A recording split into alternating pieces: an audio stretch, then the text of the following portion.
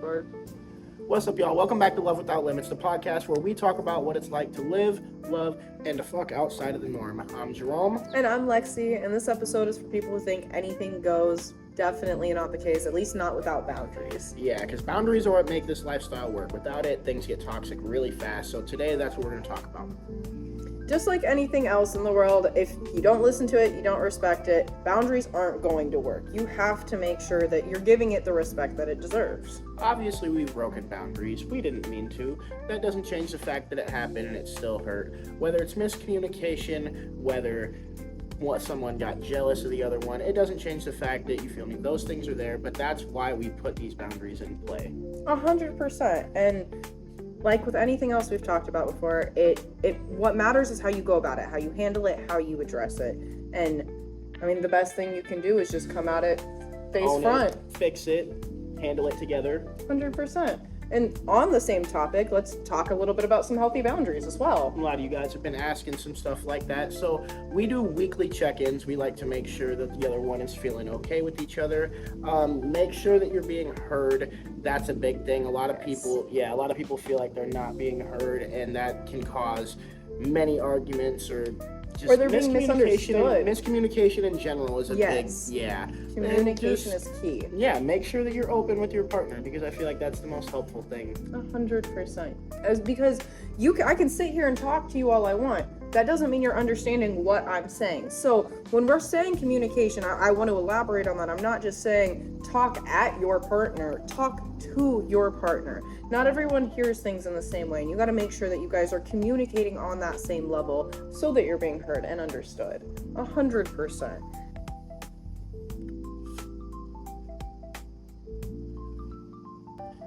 Let's be honest, sometimes people use boundaries as a way to control their partner or to try to hide their insecurities. There's a big difference between I'm genuinely uncomfortable with this and I'm using this to punish you. If a boundary is faced in fear or ego, it needs to be re-examined. Boundaries are something that are here to help you grow. And let's say a boundary did get broken, that a line was crossed or someone broke someone's trust. What do? You acknowledge it. No gaslighting, no minimizing. You apologize with action, not just I'm sorry. You have to show your partner that you're really sorry. And you rebuild the trust, no matter what that is that it takes between you and your partner, but just make sure that trust is always there between the two of you. Because at the end of the day, a broken boundary does not mean that the situation has to end. It's a learning experience. Obviously, I'm not saying there aren't some boundaries that when broken aren't, detrimental enough or severe enough to end the situation. There's always that one whatever. But overall, boundaries are there for you, and when broken, are there for you to learn from. Everyone dynamic's going to be a little different. We don't expect everyone's to be the same. For instance, we don't really have limits with each other. We could do anything with the other one. Doesn't necessarily mean that we do, you feel me? But we don't expect everyone to be that way either. Everyone has their own personal sets of limits or boundaries, whatever you want to say. 100%, because at the end of the day, I know we've touched on it a handful of times, but we've worked really hard and done, a lot of introspective and outrospective work to get to where we are, between the communication, the trust, everything. And I don't just expect anyone to be able to jump into that. Yeah, because a lot of our kinks and whatnot are a bit on the heavier side. A lot of people hear the things that we do. We had a roommate one time that would listen to us from the other room, and we would come out and he'd be like, do I need to call the police? Are you good? Is she okay? Do I need to check in on her? He used to tell me, you can leave. I need to talk to her. But I'm good. I promise. She actually told me to hit her a little harder. Wasn't hard enough. My bad. A girl's got needs. Yep.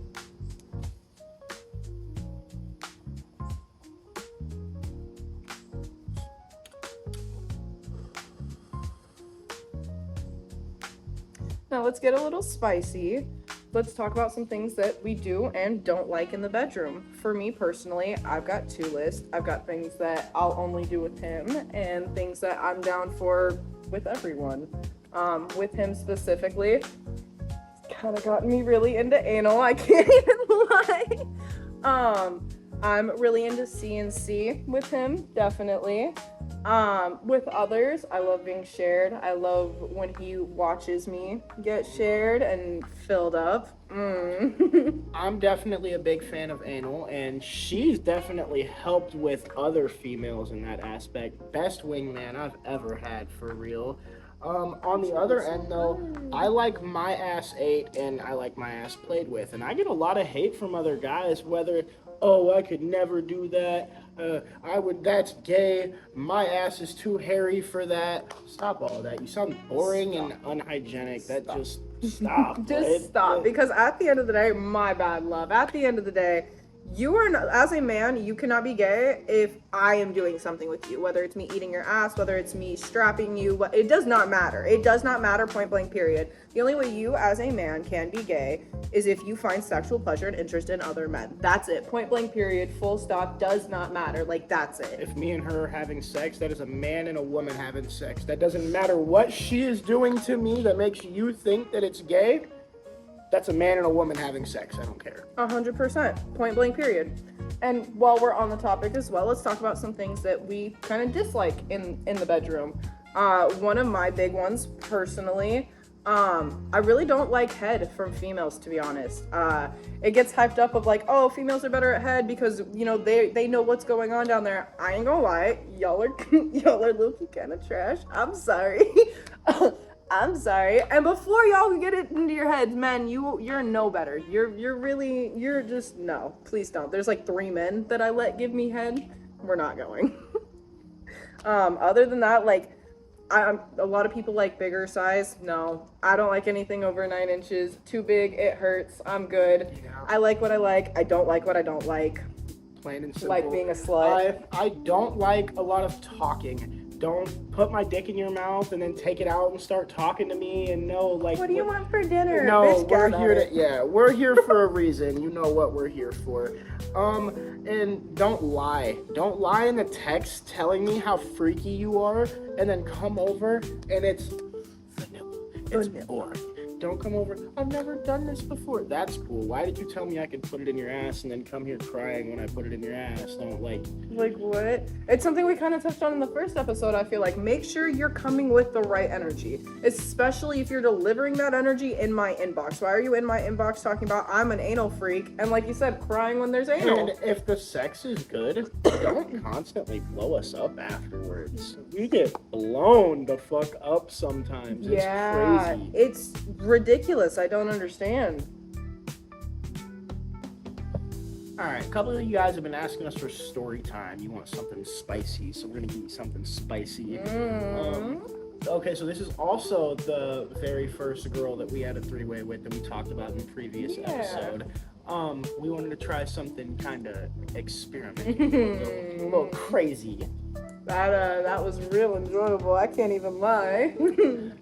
So basically, we went and we picked this girl up, and on the way back to the house, we wanted to see what we could do in the car while we were driving. So I pushed the passenger seat all the way back, and I had her sit on the floorboard, and you know, you just gotta get a little how to get in there. They both took turns going back and forth, and then they both started giving me roadhead. And I'm trying to maneuver in traffic on the way home, and we drive past this family.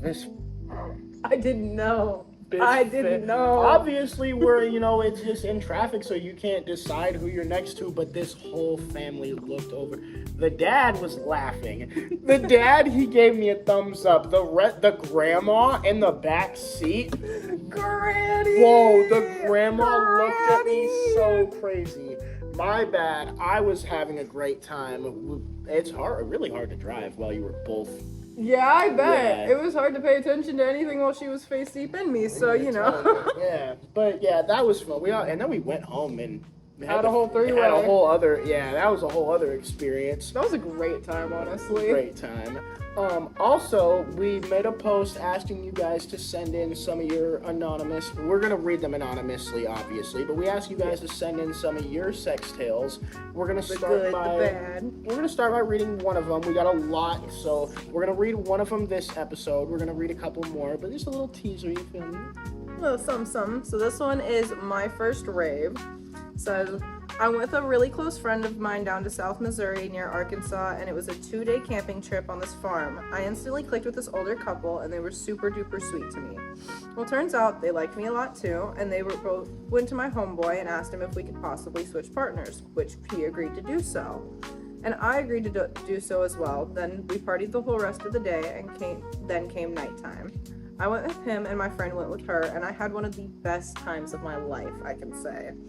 That I was well taken care of, and when everyone was done, she was even so sweet to come check up on me and take care of me and make sure that I had everything I needed. And then I just continued to have the best weekend of my life. I can say it was an experience that I will never forget. They were both so sweet, and she especially made me feel so comfortable and safe. That's the kind of stuff we love to hear because, like we've said from the very beginning, this is about exploring the boundaries of love and love without limits. Without limits. And, you know, we love to hear those happy stories and just the good side of things. Obviously, we know things can have a negative side, but at the end of the day, we got a couple stories that weren't the best, and we're going to read some of the bad and the ugly that comes with the good next time, too. Definitely. So make sure you guys stay tuned, like, subscribe, comment, drop your anonymous stories below so that we can read them on the next or future episodes, and make sure you're loving Love Without Limits. I didn't mean to cut you off there.